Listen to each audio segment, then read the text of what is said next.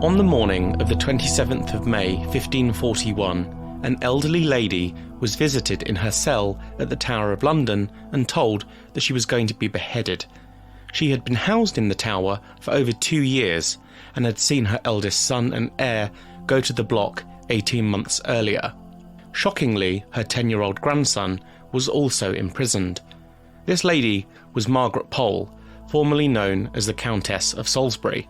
She was one of the greatest nobles in England, easily the richest woman in England, and with an ancestry that was spectacularly grand, several degrees grander than King Henry VIII's, the man who had authorised her execution. Margaret would go to the block at the age of 67, and her death has been viewed by many as one of the most senseless and cruel acts ever committed by the king. But how did it come to this in the first place?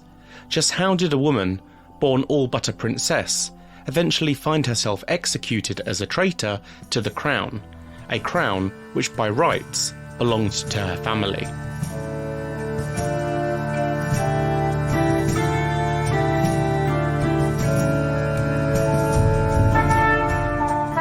Welcome back to the Tudor Chess Podcast, Episode 9, Lady Margaret Pole, The Last White Rose.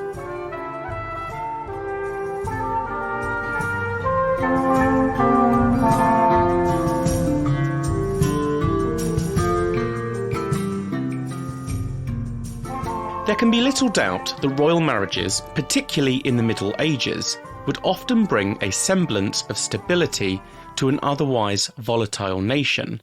Wars would be waged, conflicts would arise between competing houses, but marriage was often a way of reconciliation, of repair.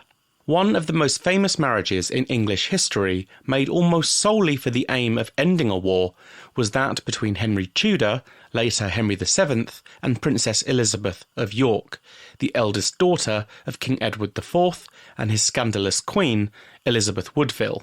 The Wars of the Roses, as we now call them, had been tearing England in two for over 3 decades, with the crown passing back and forth between the warring houses of York and Lancaster, and the men who sat at the top of their respective branches, Henry VI on the Lancastrian side and Edward IV on the Yorkist.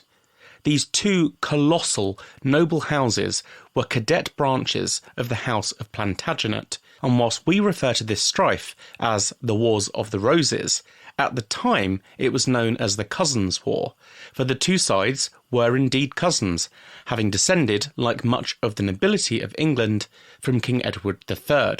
The conflict lasted for over 30 years, and until the final decisive victory by Henry Tudor at the Battle of Bosworth, it had been the Yorkists who had been the considerable victors, sitting on the throne for 24 of the 32 years that the war went on.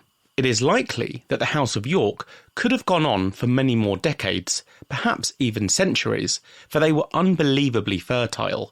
In fact, the Plantagenets were nicknamed the Demon's Brood for their prolific ability in siring children, were it not for the innate ability of staggering self-destruction within the York family. At its crux, the Yorks were represented by 3 brothers: Edward, later Edward IV, George, Duke of Clarence, and Richard, Duke of Gloucester, who would of course go on to become one of the most controversial kings in English history, Richard III. George and Richard married 2 sisters, Lady Isabel and Lady Anne, respectively, daughters of Richard Neville, Earl of Warwick. The Earl of Warwick was England's preeminent noble, with vast riches, lands and power. He was nicknamed the Kingmaker, for he had been highly instrumental in displacing Henry VI and placing Edward IV on the throne. Edward IV is one of English history's more appealing kings.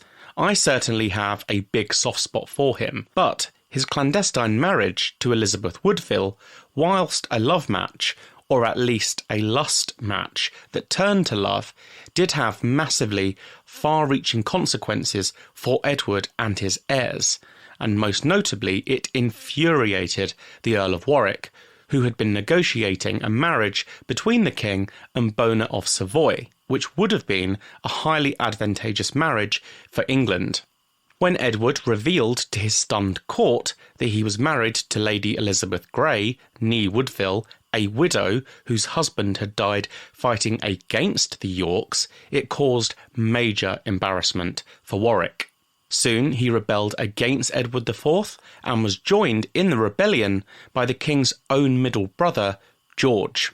Warwick was killed in battle, and although a reconciliation between Edward and George did take place, the king could never truly trust his middle brother again. After continued bad behaviour, Edward IV finally had to authorise his own brother's death. George was privately executed in February 1478, famously by being drowned in a barrel of Malmsey wine. George's wife Isabel had predeceased him, and therefore he left his two small children, Margaret and Edward, as orphans. A bit of Tudor trivia for you. There is a portrait which many, myself included, believe to be Lady Margaret Pole much later in life when she was the Countess of Salisbury. A clue which points to the identity of the sitter is a bracelet hanging from her right wrist, which has a charm dangling below. The charm is a little barrel of wine. The next phase in the history of the Yorks is perhaps the most notorious. When Edward IV died quite unexpectedly on the 9th of April 1483, his eldest living son, another Edward, became Edward V. Now, unfortunately, Edward V was only 12 years old at the time, and the deceased king's will stipulated that his younger brother, Richard, Duke of Gloucester, would act as Lord Protector whilst his son was still in his infancy. What happened next is fiercely debated to this day, with no real conclusive story that has ever been sufficiently proven to be 100% accurate. But what is beyond doubt is that within a matter of weeks, the young Edward V and his younger brother, Richard, Duke of York, vanished inside the Tower of London without trace. History, of course, knows them as the Princes in the Tower. Richard, Duke of Gloucester, the Protector, was then proclaimed King Richard III, and alongside him and Neville, his wife was now Queen. The reign of King Richard III was famously short, lasting just over 2 years. He was killed at the Battle of Bosworth Field in August 1485, his wife Anne having predeceased him by 5 months.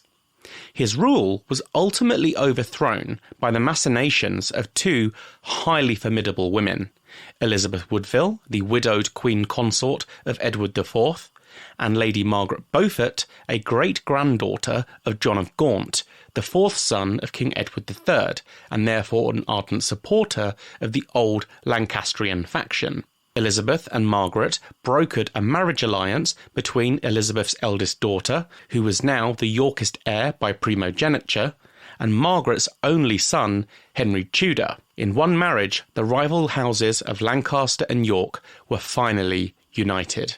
This was enough to take on and defeat Richard III, with Henry and Elizabeth being proclaimed King and Queen on the 30th of October 1485. With that, the 331-year rule of the House of Plantagenet came to an end, and the House of Tudor had begun. Whilst Elizabeth of York's marriage was going ahead, which in turn would make her the Queen of England, her cousin, Margaret, who was known as Lady Margaret of Clarence, was also being married off to a Tudor. But unlike her cousin, her marriage was insultingly inadequate to Margaret's rank. As I have explained, Margaret was the daughter of George, Duke of Clarence, the bad boy middle brother between Edward IV and Richard III. Margaret was therefore a niece of two of England's kings, which made her one of the most senior noblewomen in England by birth.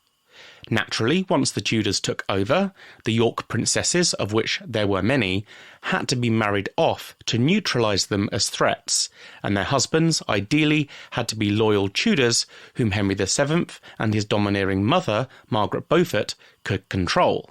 The problem was that there weren't many Tudors of very senior blood. Lady Margaret had been raised to expect the very best marriage prospects, a duke at least, but alas, it was not to be. Her bridegroom was instead Sir Richard Pole, who could only claim a smidgen of grandeur via his grandfather on his mother's side, who was a half-brother of Margaret Beaufort, the mother of Henry VII. Whilst the rule of Henry VII seemingly seemed assured and the country was finally at peace, there were scores of people who remained alive who boasted stronger claims to the throne than the king himself. The two most potent examples of this were Margaret and her younger brother Edward, who had also inherited the earldom of Warwick. As the male-line niece and nephew of two former kings, their closeness to the throne was an ever-present concern for Henry VII and would remain a problem throughout the reign of his son also. Edward of Warwick, despite only being 10 years old, was kept in the Tower of London as a prisoner by Henry VII and would never leave its walls. When he inadvertently became embroiled in a plot to escape the Tower, he was put on trial and beheaded a week later at the age of just 24. Perhaps owing to his long incarceration, it has been claimed that he was severely mentally handicapped, famously being described as unable to discern the difference between a goose and a capon.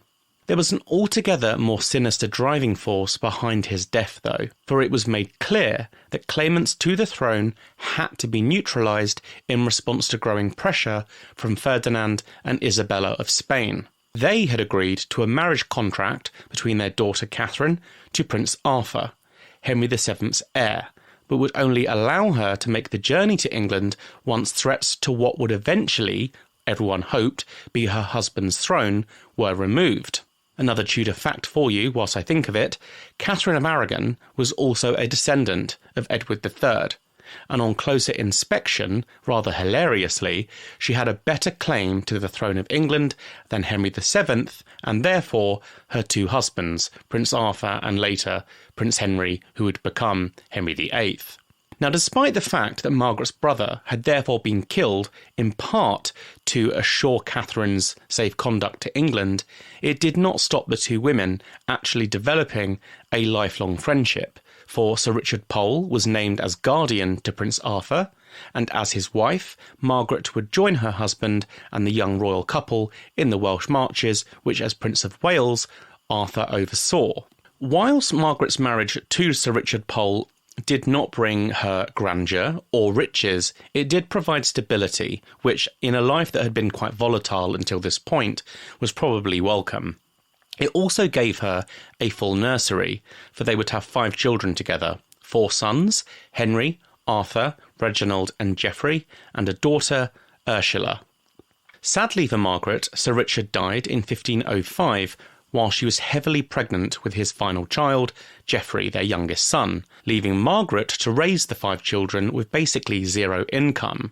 All of Margaret's lands and properties, which had been vast, had gone to the crown following her brother's execution, and the Tudors only granted Sir Richard with a couple of small properties, which upon his death also reverted to the crown. Margaret Pole therefore endured a few years of considerable hardship, with things getting so desperate that she gave her son Reginald over to the church as a means of lessening the financial strains placed upon her. Finally, upon the death of the king, Margaret's fortunes literally changed overnight, for she returned to favour when Henry VIII came to the throne in 1509 and was appointed as a lady-in-waiting to his new queen consort, Catherine of Aragon. At this stage in his reign, Henry VIII was viewed as really nothing short of a god. He was the complete opposite of his miserly and feeble father. In fact, he was cut very much from the same mould as his beloved maternal grandfather, Edward IV. He greatly resembled him, and he showed huge favour to what is known as the White Rose network of cousins. So this was basically the network of cousins around King Henry VIII, who all descended from the Yorkist line. In 1512, Margaret Pole felt sufficiently confident enough to petition the king to restore her family's lands and titles, including the all-important earldom of Salisbury. Margaret won the king over, and she became one of only 2 women in the 16th century to be a peeress in her own right, becoming Margaret Pole, Countess of Salisbury. The other example was Anne Boleyn, who prior to her marriage to Henry VIII was made Marquess of Pembroke.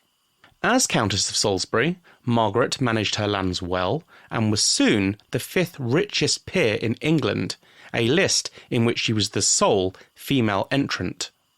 Margaret's favour with Henry VIII did unfortunately vary quite a lot over the king's reign, most notably around the time that he was courting Anne Boleyn. Margaret had been a governess to Henry's daughter Mary, and as I have also said, she was particularly close to Catherine of Aragon.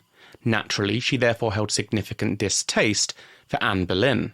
Margaret Pole and her family were also conservative in their religion, decrying religious reform and the changes that swept through England via the English Reformation and the dissolution of the monasteries. Now, this was actually fairly widespread across the old White Rose families, such as the Nevilles, the Lyells and the De la Poles, all of whom were interconnected and related to Margaret Pole and her family. It was during this time that Margaret therefore attempted to keep a relatively low profile, preferring to spend her time in the country away from the court, and she was also removed as governess to the Princess Mary. Her eldest son, Henry, had become Baron Montague when Margaret regained her family's fortunes and titles, and both he and his younger brother Arthur and the youngest brother Geoffrey were also popular courtiers. Arthur Pole, in particular, was very close to the king. He was knighted by Sir Charles Brandon and regularly ran against the king in the jousting arena. Sadly, Arthur Pole died in his early 30s of what was probably a bout of the dreaded sweating sickness. Margaret's third son, Reginald, whom she had given over to the church in his youth, as I explained earlier, had grown into a great scholar and spent many years on the continent, particularly in Italy. He studied at the University of Padua before eventually making his way to Rome. He was asked by the king to form an opinion on the king's intention to break from the papacy, which naturally the king hoped would be favourable to his plight. Unfortunately, Reginald did quite the opposite. He produced a lengthy letter to the king, which, truth be told, was actually more of a small book, and it was called De Unitate. De Unitate was a blisteringly sharp condemnation of the king's actions. He referred to Henry as a beast and told him that he had never loved his people. Unsurprisingly, the king did not respond well to this. Margaret Pole and her eldest son Henry therefore began a serious process of major damage limitation, openly disowning Reginald and swearing firm allegiance to the king. Now, given their conservative beliefs, I am actually firmly of the opinion that this was mere lip service to the king and that they would have agreed wholeheartedly with everything that Reginald had said. But unlike Reginald, who was hundreds of miles away and protected by the Pope, they had to openly condemn him if they wanted to maintain their liberty and their lives. In 1537, Pope Paul III made Reginald a cardinal and put him directly in charge of assisting the Pilgrimage of Grace, the biggest domestic uprising in Henry VIII's reign. The Pilgrimage of Grace had begun in the Midlands, but soon spread across much of the north of England, and at its core was a peaceful protest against the major changes that had taken place across the churches, the abbeys, the monasteries in England. The protesters were not challenging the rule of the king directly, but focused heavily on the councillors who they felt had driven Henry to pushing through the dissolution of the monasteries, so most notably Thomas Cromwell and to a lesser degree Thomas Cranmer.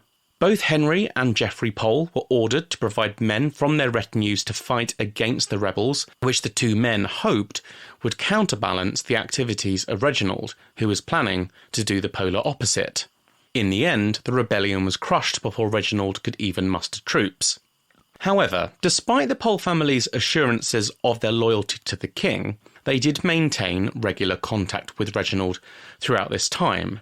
Now, on the one hand, as close family, this was entirely expected, but it did understandably lead to some suspicions. The king had ordered assassins to travel into Europe to basically take Reginald out. These activities were spearheaded by Sir Francis Bryan, the one-eyed rogue of Henry VIII's court, who became known as the Vicar of Hell for his hard-partying bad boy image. Both Henry Pole, Baron Montague, and Geoffrey heard of the assassination attempts, and despite knowing how much it put the Pole family at risk, they managed to get messages to Reginald which likely saved his life. Suspicions now increased further still, for the Poles were known for their conservative religious beliefs, and were a constant affront to Henry VIII, a man who never truly felt comfortable on his throne, all too well aware that the Tudors had been upstarts in every sense of the word, and had really no claim to the throne of England at all. Geoffrey Pole was also becoming something of a liability. He was constantly in debt, and had messages conveyed to Reginald expressing a wish to leave England. His words were taken overseas by a man called Hugh Holland, a somewhat unsavoury character who had even dabbled in a period of piracy, but he was actually part of Geoffrey's household and took both letters and purely verbal messages over into Italy to Reginald. Upon returning to England, Holland was promptly arrested sometime in the summer of 1538. Following Hugh Holland's arrest, there were a number of both high-ranking noblemen of Henry VIII's court, as well as other servants who also followed him, all for supposedly being involved in a period known as the Exeter conspiracy. The conspiracy would decimate the Pole family and result in the extinction of the Yorks in the male line. It started when a cousin of King Henry VIII's, Henry Courtenay, 1st Marquis of Exeter, began to vocalise his distaste for Thomas Cromwell's policies. As a grandson of Edward IV, like Margaret Pole, Exeter had a strong claim to the crown of England in his own right. He openly hated Thomas Cromwell, and like his kin the Poles, prescribed fervently to the old faith. He longed to see a change in policy back to the more conservative Catholic beliefs, as did his wife Gertrude, who was famously loose-tongued. Now, whether Exeter overtly plotted with the Poles to overthrow the king is difficult to prove. There is certainly more evidence which points to some degree of treasonous activity by the Pole family than there ever was by the Marquis of Exeter. But as the most senior nobleman amongst the arrestees, it was his family name that the period, the scandal, would be named after. Geoffrey Pole arrived in London with information that a large Roman Catholic conspiracy was in the making, which would restore the old ways. Cromwell heard about this through his informants, and on July 29th, Geoffrey Pole was arrested. Geoffrey and Reginald were accused of spearheading the conspiracy, and Cromwell was able to sufficiently convince the king that Exeter had also been part of it. On the 4th of November, Cromwell formally moved against Exeter, arresting him, Henry Pole, and Exeter's wife, Gertrude Courtenay. The very next day, Sir Edward Neville, another Tudor noble and a cousin of the Poles, was arrested for connections to the Exeter conspiracy. By December the 4th, the Marquis of Exeter, Henry Pole, Geoffrey Pole, and Edward Neville had all been tried and convicted of treason. The servants arrested with them were also found guilty and sentenced to the full horrors of a traitor's death, being hung, drawn, and quartered. The executions took place at Tyburn on the 9th of December 1538 and were followed by the beheadings of Exeter, Montague, and Edward Neville on Tower Hill. Now, shockingly, Geoffrey Pole, who was definitely more guilty than anybody else, escaped execution and remained imprisoned. He somehow escaped the Axeman. Now, this was either down to his mental state being so shot that it wasn't deemed appropriate to kill him, or because he had spoken out against his own family to save his skin. The probability is that it was actually a combination of the two, for Geoffrey soon attempted suicide inside the Tower of London. In November, just a few weeks earlier, Margaret, Countess of Salisbury, was questioned for the first time about her knowledge of the supposed conspiracy. Margaret remained strong throughout, despite being treated very badly by the two men sent to interrogate her. She was asked the same questions day after day. Did she have any knowledge of her son's supposed treasonous activities? Was she aware of Henry Pole saying the king would make the world come to stripes? Did she agree with Reginald's actions against the king? Margaret remained stoic throughout, and for a time it seemed like she might just escape entrapment, for try as they might, the Earl of Southampton and Thomas Goodrich, the men sent to examine her, simply could not come up with anything substantial. The Earl of Southampton wrote in exasperation to Cromwell, telling him of how little luck they were having with Margaret. Either way, in May 1539, after months of uncertainty, Parliament formally moved against Margaret Pole. She was attainted for high treason, a process which removed the need for a trial to condemn her. Now, exactly why Margaret was denied her chance to take to the standing court and face her accusers is unknown. Attainders were usually as a result of there being such irrefutable evidence that a trial seemed unnecessary. But in Margaret's case, I believe that it's more probable that Cromwell did not wish to give voice to a woman who could produce such a sturdy response that acquittal would have been likely. Hard evidence was still lacking though, and so when the attainder was read out, Cromwell, in typically dramatic fashion, produced a tunic, which he had supposedly seized from amongst Margaret's goods. Although lost to time, the tunic itself was used as proof of Margaret's designs for both the throne of England and an intended marriage between her son Reginald and the Lady Mary, the king's eldest daughter. The discovery of the tunic was certainly convenient and was only discovered 6 months after Margaret's household was searched following her arrest. If the item was genuine, surely it would have been spotted earlier, particularly as the royal arms had been woven into it. If the item was real, then it's possible it was made years earlier when there had been some initial discussions between Catherine of Aragon and Margaret Pole on a potential match between Mary and Reginald. It is easy to imagine that with such a massive household and countless properties, Margaret's lands stretched right from the south of England up into the far north, almost to the Scottish border, it's quite easy to imagine that one tunic could be forgotten about. In January 1539, a former favourite of King Henry's, Sir Nicholas Carew, was also implicated in the Exeter conspiracy and arrested. He was tried, found guilty and executed on the 3rd of March 1539. Margaret Pole's attainder was passed and she was also sentenced to death. However, no date of execution was finalised, which was certainly unusual. Executions normally took place within a few days of judgment. George Boleyn, for example, had died just 2 days after his trial. She was held in the Tower for 2 years alongside her grandson, Henry, the son of her now dead heir, Henry Baron Montague, and also the Marquis of Exeter's son, Edward. Gertrude Courtenay, who had been arrested, was released and pardoned.